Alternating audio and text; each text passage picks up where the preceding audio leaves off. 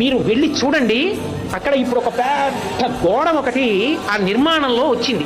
ఆ గోడ మీద ఒక అద్భుతమైనటువంటి చిత్రాన్ని రూపకల్పన చేస్తున్నారు. సలహాలు ఇమ్మని కోరుతూ పుస్తకాలు పెట్టారు అక్కడ. శ్రీశైల క్షేత్రంలో బయలుదేరి త్రిపురాంతకం వచ్చి, త్రిపురాంతకంలో బయలుదేరి మహానంది వచ్చి, మహానందిలో బయలుదేరి అహోబల క్షేత్రం వచ్చి, అహోబల క్షేత్రంలో బయలుదేరి తిరుమల వస్తాయి.